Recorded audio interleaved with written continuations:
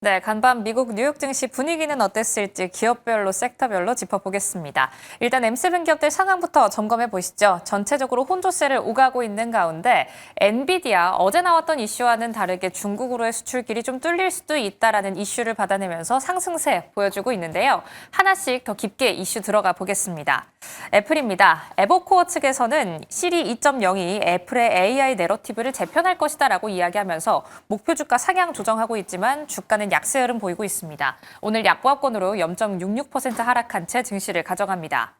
다음으로 메타 같은 경우에는 새로운 이슈가 한 가지 더 등장했죠. EU에서 EU의 규제 요구에 따라 페이스북과 인스타그램 사용자에게 맞춤형 광고 수신 여부를 선택할 수 있는 옵션을 제공하기로 했습니다.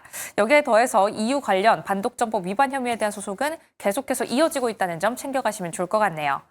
다음으로 모건 스탠리 측에서는 전기차 시장에 대한 전기차 겨울이라는 단어를 쓰는 모습이 포착이 됐습니다. 앞으로 전기차 업황에 대한 개선세가 좀 뚜렷하지 않다라는 이슈로 테슬라를 포함해 전기차 전반에 하향 조정이 이루어졌다라는 점도 체크하겠습니다. 그럼 다음 장 통해서 히트맵도 열어보시죠. 전체적인 증시 분위기도 관찰해 보겠습니다. 오늘 금리 인하라는 정말 두껍고 무거운 재료를 기다리면서 시장은 관망세를 유지했습니다. 전체 11개 업종 가운데서 기술주만이 고개를 들었고요. 전체 10개 업종은 하락세를 나타냈는데요. 전체적으로 한 가지씩 이슈 체크해 보시죠. 먼저 넥스트에라 에너지는 구글 클라우드와 데이터 센터 부분에 있어서 초대형 파트너십을 확대하겠다라는 이슈가 나왔습니다. 미국 전역에 기가와트 규모의 데이터 센터 캠퍼스를 공동 개발하기로 했는데요. 출시는 구글을 기반으로 2026년 중반으로 예정이 되어 있습니다. 다음으로 넷플릭스 같은 경우에는 어제도 이슈를 전해드렸죠. 워너브라더스의 인수비용 부담에 목표가 줄 하향 리포트가 쏟아지고 있는데요. 하지만 간밤 파라마운트가 판을 깬다라는 소식이 함께 들려왔습니다. 어떤 이슈 들려왔는지는 다음 장 브리핑 통해서 더 자세하게 들어가 보도록 할게요.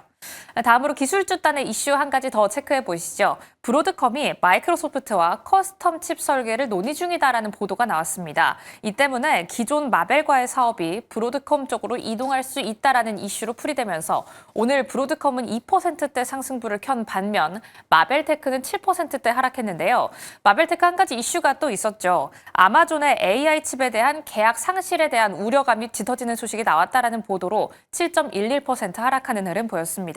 트레이니엄 칩 3과 4 설계를 대만 알칩에 빼앗겼다라는 벤치마크의 보도가 있었는데요. 앞으로 어떤 이슈로 이어질지는 추가적인 팔로우업이 필요하겠습니다.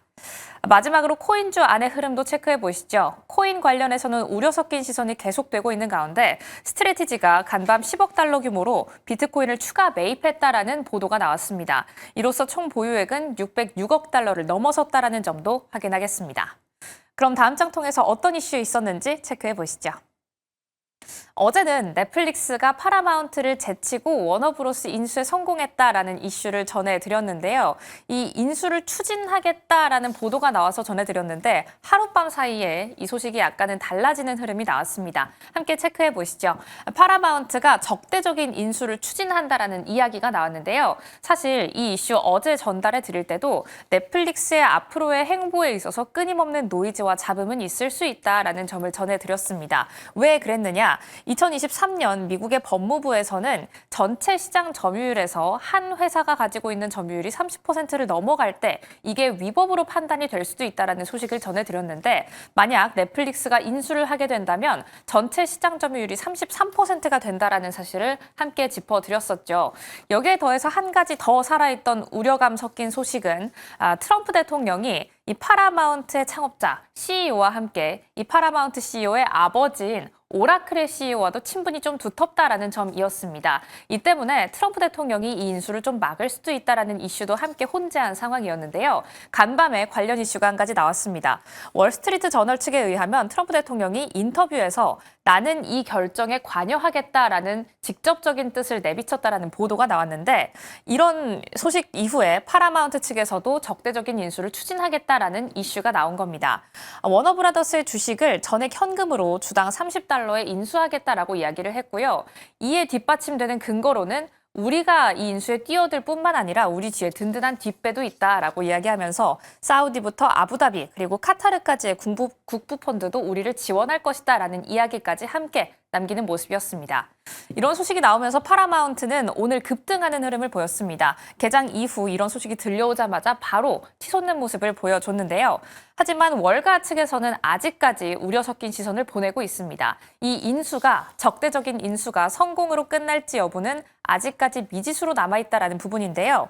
월스트리트 저널 측에서는 이렇게 공개적으로 매수하는 방식이 시간도 많이 들고 돈도 많이 드는 방식이기 때문에 지금까지 시도했던 회사 중에서 뚜렷하게 성공을 했던 회사는 찾아보기 어렵다라고 이야기하고 있으니까요.